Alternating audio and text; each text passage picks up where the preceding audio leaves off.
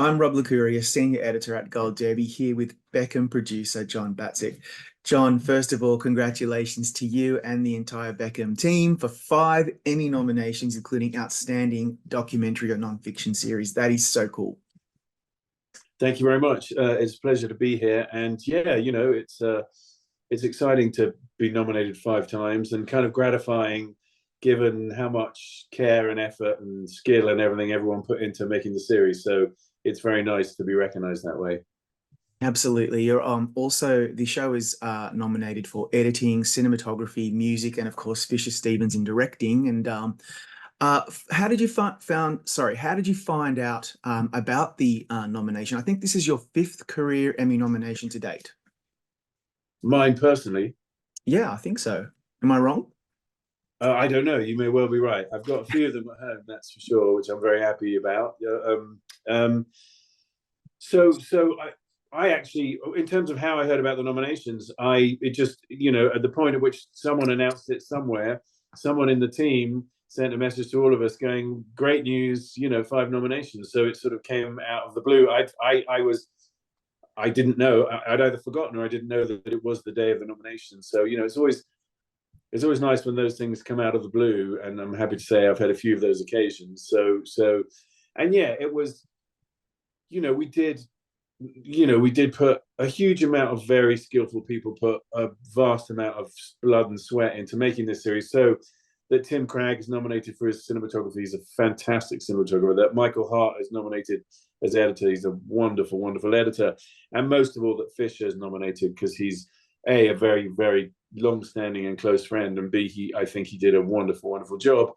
Is extremely gratifying, and also Bleeding Fingers, who did a phenomenal job on the music under excruciating pressure.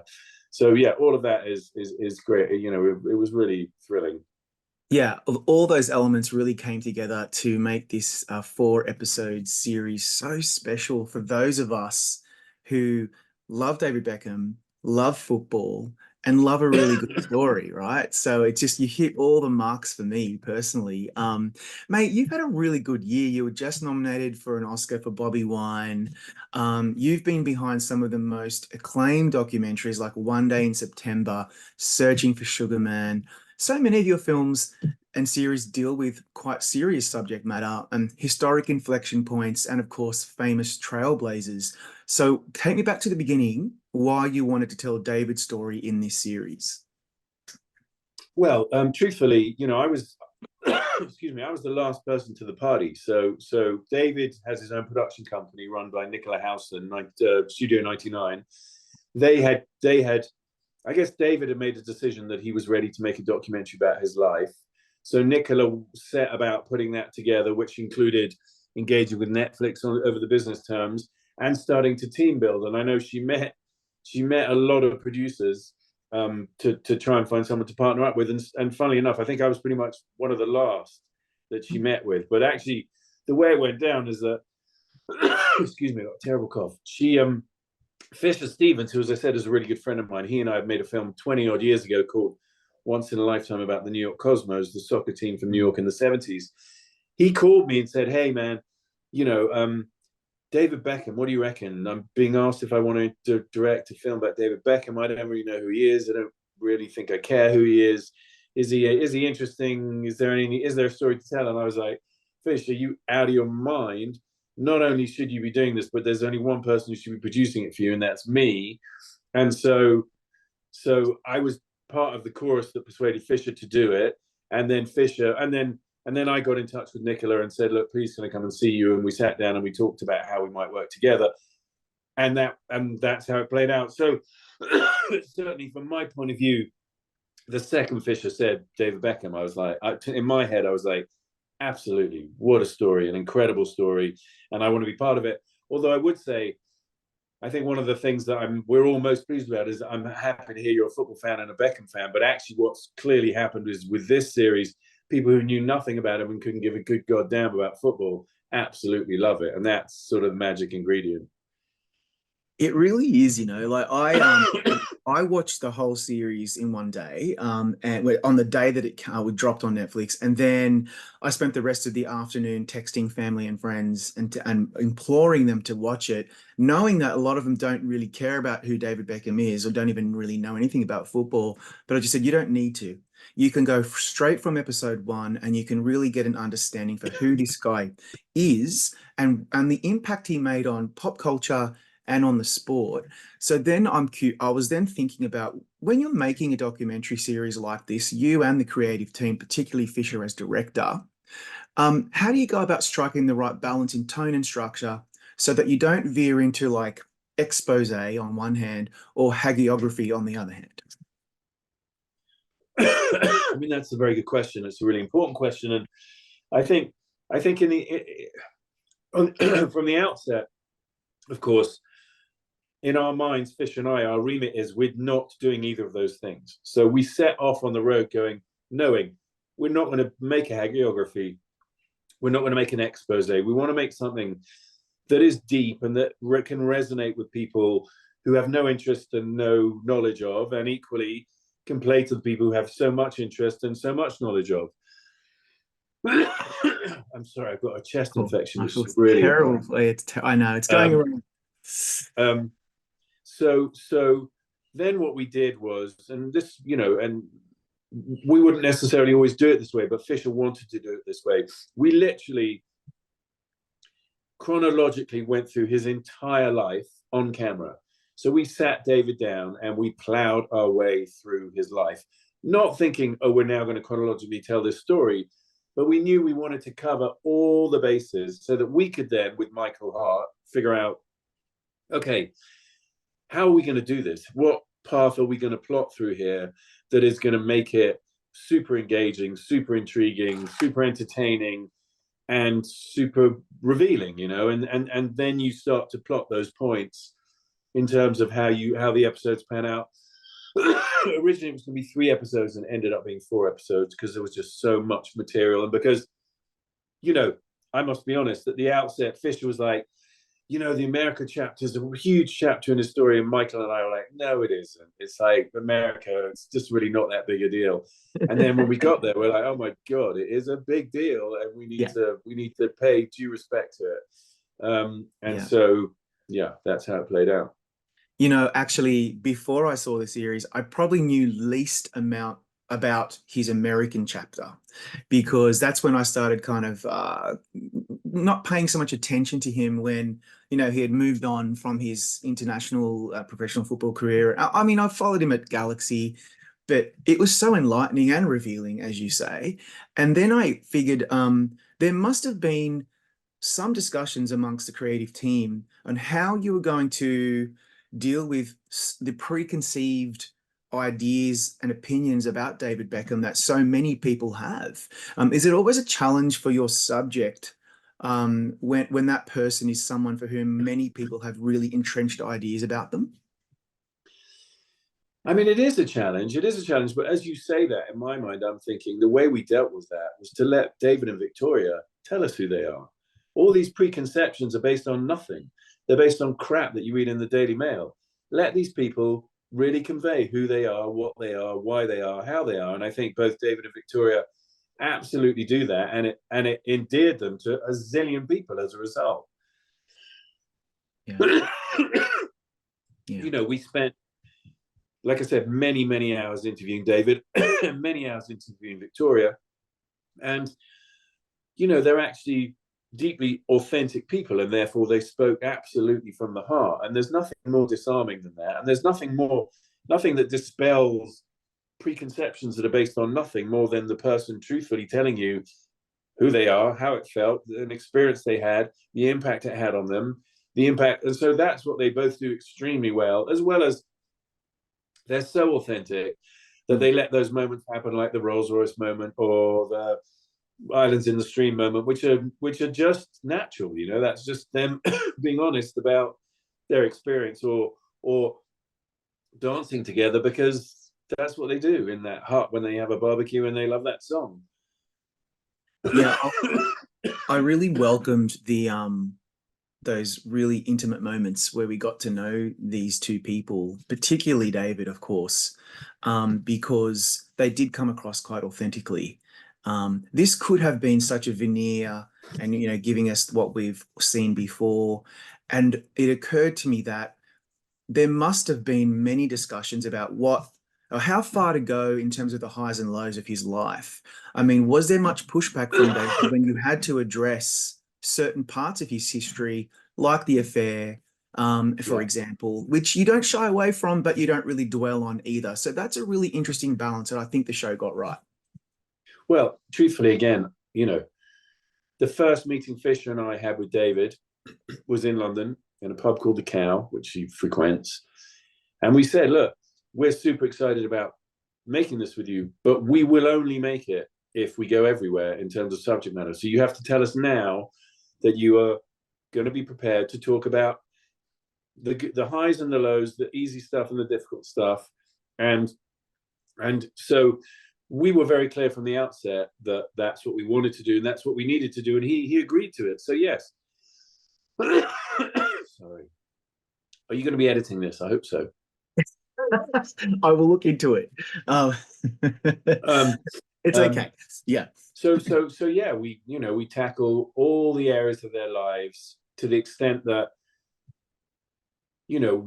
so that it was clear that we challenged him on and her on all the big issues. And as I said, that was a clear remit from the absolute outset, and they signed up to that. Yeah, they did. And I really welcomed that because there were parts of his life that I really wasn't completely familiar with. I've never really been into gossip and tabloids. And so it was interesting to see the level of abuse and what he and Victoria went through with the tabloids that I think that's when the show really hits that high point because it's not just about a football star and a pop star who get married and have a family. It's actually more about redemption and celebrity and our culture.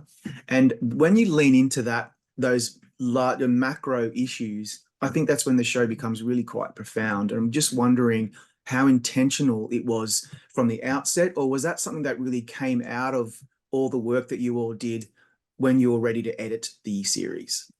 No, it was absolutely the intention, but you don't know that it's going to be delivered on. As it turns out, they delivered on it in spades, both of them. And you know, I think also when you set out on to make any film of any sort, whether it's this or Bobby Wine, what we're trying to do is find touch points for people so that the subject can resonate with someone whose life is a million miles away from David Beckham's. But at a certain point, it comes about being a husband and a father and a son and the struggles of being young and becoming, and your life sort of getting more and more successful, whatever, elements of life that people from all walks of life will be able to identify and connect with.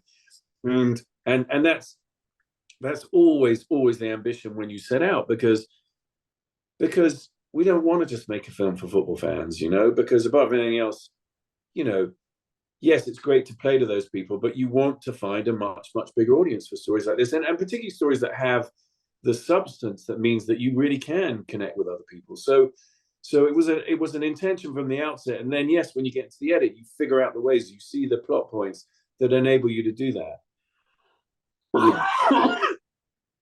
Yeah.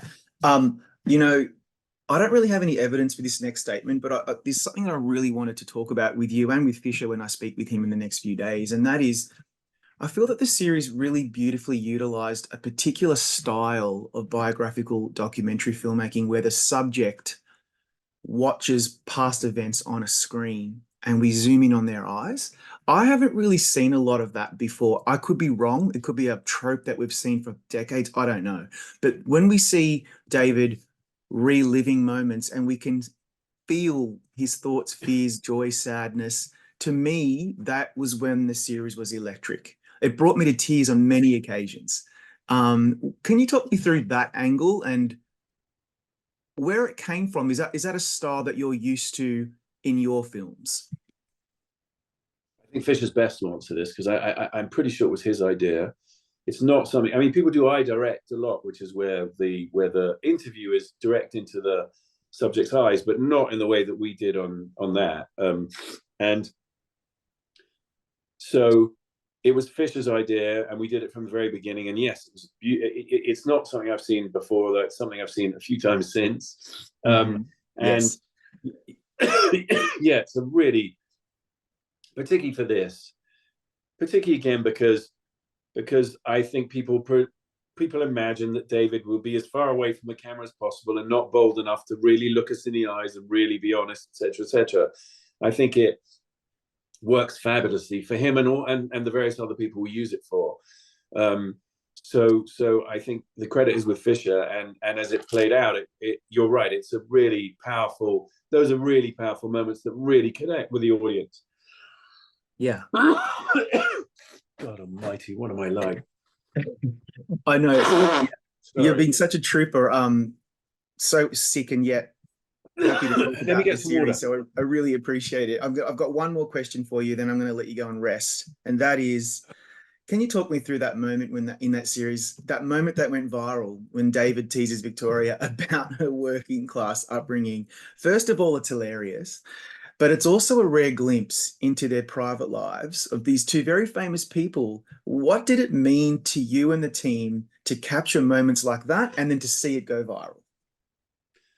Well, in some respects, it was a great moment because we could feel like that's the kind of authenticity that even we weren't expecting. You know, David barging in, sticking his head through the door, the fact that we could shoot that and it played out the way it played out. Although, as with all these things, you've no idea. It's not like we shot that and go, that's going to be incredible in the film. All we thought was, whoa, it's cool that we got that. Who knows whether that's going to have any place in what we're doing at all. That was one of the very, if not the first, that was the first interview we did with Victoria, I believe. Really? So it was great that we got it. At the same time, and this is absolutely true, you know, I was in the kitchen with David and others as the interview started. I had the headset on because that's what I do. I listen wherever I am. I listen to the interview. And I saw David had a headset on, and I was like, that's not cool. Can't have him listening to these. And this was the outset. And I was thinking, shit, I hope he's not expecting to be able to listen in to all the interviews we do, because that is not going to fly. Mm-hmm. And I may even have gone into the room to say to Fish, we've got an issue because David's listening to this interview. I can't quite remember, but I went into the room as well. And then lo and behold, David heard what he heard, which he felt was Victoria not being straight up, and in he burst. So that played out how it played out. And then as it turned out, it worked beautifully in the edit. And again, you don't put it in and go, okay, that's going to go viral. It didn't even occur to us. It was just like, that's a really lovely moment. It's a fabulous exchange. It's funny as hell. And then that and Islands in the Stream, particularly those two moments when they exploded, I've never had that before, and it's great. You know, it's like, it feels, I suppose it tells you as a filmmaker that you're really touching, you're really connecting with a lot of people. And of course, a whole bunch of the credit for that goes down to Netflix because they are so good at finding huge audiences. But it's a fun moment. It's a fun moment. And then when you see David and Victoria doing a Super Bowl ad, which is entirely ripping off that moment, it's that's of course better. It's so emblematic, I think, I feel like I got to know them, and I feel like I was able to relive a lot of stuff and nostalgically, and I really appreciated watching David, watching his moments, and just looking into his eyes. It was something that I wasn't expecting, but it really made an impact on me, and I think millions. So on that note, thank you. Let me just say quickly, because what I would also say, because I really feel passionately about this. Yeah. That moment which isn't I direct exactly, but this amazing thing about David, he didn't shy away from his own emotions. As you can tell, he gets very emotional at various points in the series. The moment when he talks us through splitting from Sir Alex Ferguson and Man United, to my mind, is as heartbreaking piece of documentary making as I've seen for a long. I mean, the man is utterly, to this day, utterly devastated by being shipped out of Man U, by being sort of severed away from his the father figure that was Sir Alex. And I think the way that plays out between him and Sir Alex, and the sort of the classic British male miscommunication between two men who can't find a way to be emotional, openly emotional with each other, and I just think it's devastating, devastating. And I know because I've seen David watch it. First of all, I saw him talk us through it, but then it never gets any easier. And as his friend says, as Dave Gardner says in the film, it broke him, and he still hasn't recovered. And I think that is just stunning documentary making. I totally agree. I just got chills you talking about it again. Mate, I loved this show. Congrats again. Thank you for your time. Thank you for being so Thank you. I'm generous. really sorry that I coughed all over you for 20 minutes. Thankfully we're in different countries, so that helps. And look, yeah, good luck at the Emmys. Thank you very much.